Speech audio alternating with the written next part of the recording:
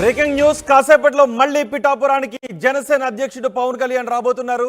హైదరాబాద్ నుంచి రాజమండ్రి ఎయిర్పోర్ట్ కు చేరుకుంటారు. అక్కడ నుంచి ప్రత్యేక హెలికాప్టర్లో గొల్లప్రోలుకు చేరుకుంటారు పవన్ కళ్యాణ్. హెలిప్యాడ్ నుంచి రోడ్డు మార్గంలో గోకులం హోటల్కు పవన్ కళ్యాణ్ చేరుకుంటారు. పవన్ సమక్షంలో జనసేనలో చేరబోతున్నారు టీడీపీ నేతలు మండలి బుద్ధప్రసాద్, జయకృష్ణ. గోకులం హోటల్లో 3 మండలాల ముఖ్య నేతలతో సమావేశమవుతారు పవన్ కళ్యాణ్. అనంతరం నియోజకవర్గ ప్రధాన నేతలతో భేటీ అవుతారు. సాయంత్రం 5 గంటలకు తిరిగి మళ్ళీ పిఠాపురం నుంచి హైదరాబాద్కు వెళ్తారు పవన్ కళ్యాణ్. మరింత సమాచారం మా ప్రతినిధి ప్రకాష్ అందిస్తారు.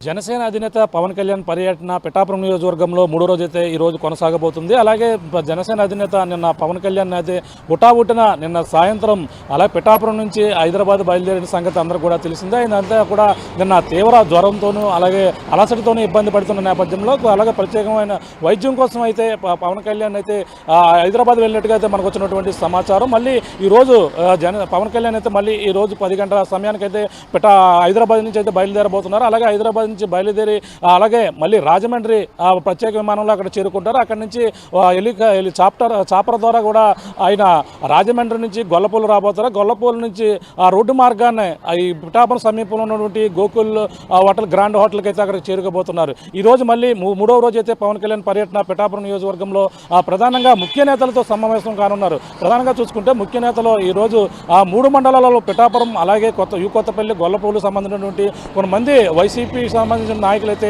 ఈరోజు జనసేనలో కండువా కప్పుకోనున్నారు. అలాగే పవన్ కళ్యాణ్ కలిసి పవన్ కళ్యాణ్ సమక్షంలో ఈరోజు జనసేన తీర్థం పుచ్చుకునేందుకు కూడా అన్ని విధాలుగా కూడా మరో పక్కన సన్నద్ధమవుతున్నారు. అలాగే జనసేన పవన్ కళ్యాణ్ మళ్ళీ కొంతమంది నాయకులతోనూ అలాగే జనసేన కేడర్తోనూ అలాగే 3 మండలాల జనసేన కేడర్తో అందరితో కూడా సమావేశం కాబోతున్నారు. అలాగే సమావేశమైన తర్వాత జనసేన పవన్ కళ్యాణ్ కూడా అందరితో కూడా ఈ నియోజకవర్గ పరిస్థితులపై పూర్తిగా ఆరా తీసి తమ సమస్యలపై కూడా తెలిసేందుకు కూడా వాళ్ళతో మాట్లాడి ఏ విధంగా ముందుకెళ్లాలని కూడా ఈ పూర్తి వివరాలు వాళ్ళు జనసేన సైనికులు కావచ్చు అలాగే టీడీపీ శ్రేణులు కావచ్చు అందరితో కలిసి ఈరోజు మళ్ళీ గోకుల్ గ్రాండ్ హోటల్లోనే సమావేశం అయితే నిర్వహించేందుకు కూడా ఇక్కడ అన్ని ఏర్పాట్లు కూడా చేస్తాను. నేను ప్రధానంగా తెలిసిందే నేను మొదటి రోజు అయితే పవన్ కళ్యాణ్ పిఠాపురం వచ్చారు. పిఠాపురం నుంచి అయితే వరమగా ఇంటి వద్ద అయితే కలిశారు. అలాగే రెండో అక్కడైతే వారాహి సభలో చేబ్రల్లో కూడా వారాహి సభలో కూడా విజయ శంకరాపం అయితే అక్కడ ప్రారంభించారు. రెండో రోజు చూసుకుంటే అతను ప్రధానంగా పిఠాపురం పాదయ్య పుణ్యక్షేత్రాన్ని దర్శించారు. అలాగే శ్రీపాదాలను కూడా దర్శించి ప్రత్యేక పూజలు చేసి అలాగే నేను మధ్యాహ్నం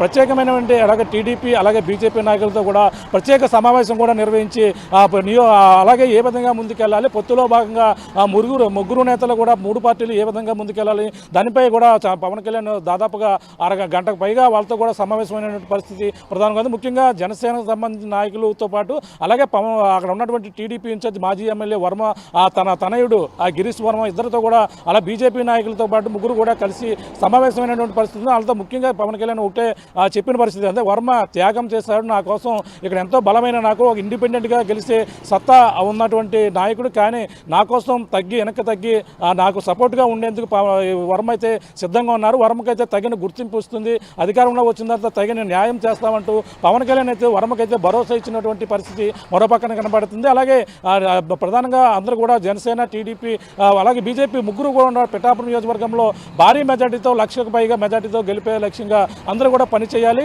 ఈ యొక్క పిఠాపురంలో నా గెలుపు చరిత్రలో మిగిలిపోవాలనే విధంగా ఉండాలంటూ పవన్ కళ్యాణ్ అందరూ కూడా కోరిన పరిస్థితి ప్రధానంగా ఉంది. వెంటనే అక్కడి నుంచి మీటింగ్ సమావేశం అయిన అనంతరం కూడా ఆయన అయితే హెలికాప్టర్ ద్వారా రాజమండ్రి వెళ్ళారు. రాజమండ్రి నుంచి అయితే ప్రత్యేక విమానంలో హైదరాబాద్ బయలుదేరిన పరిస్థితి ఉంది. మళ్ళీ తిరిగి 3వ రోజు భాగంగా ఈరోజు వస్తారా రాదా అని కొన్ని అనుమానాలు ఉన్న నేపథ్యంలో మళ్ళీ పవన్ కళ్యాణ్ వచ్చేందుకు కూడా అన్ని ఏర్పాట్లు ఉన్నాయని షెడ్యూల్ కూడా ఖరారు చేశారు. షెడ్యూల్ ఖరారు చేసిన నేపథ్యంలో ప్రధానంగా చూసుకుంటే ఈరోజు టీడీపీ నుంచి ప్రధానంగా అవనిగడ్డకు సంబంధించినటువంటి టీడీపీ నేత కూడా ఈరోజు జనసేన తీర్థం పుచ్చుకోబోతున్నారు. అలాగే అక్కడ జనసేన ప్రధానంగా చూసుకుంటే అక్కడ మండలి బుద్ధప్రసాద్ ఎవరితో అవనిగడ్డకు సంబంధించినటువంటి టీడీపీ నాయకుడు ఈరోజు జనసేనలో రాబోతున్నారు. అలాగే శ్రీకాకుళం జిల్లా పాలకొండ నుంచి కూడా మరొక నాయకుడు కూడా అందరూ జారబోతున్నారు. నిమ్మక జయకృష్ణ కూడా ఈరోజు జనసేన తీర్థం పుచ్చుకోబోతున్నారు. ఇరువురు నేతలు కూడా ఈరోజు పవన్ కళ్యాణ్ సమక్షంలో అలాగే పవన్ కళ్యాణ్ కలిసి ఈరోజు జనసేన కండువా కప్పుకుని అలాగే టీడీపీ వైసీపీ నుంచి ఈ విధంగా వాళ్ళైతే జనసేన కండువా కప్పుకోబోతున్నారు. ఇప్పటికే జనసేన నుంచి అయితే 2 టికెట్లు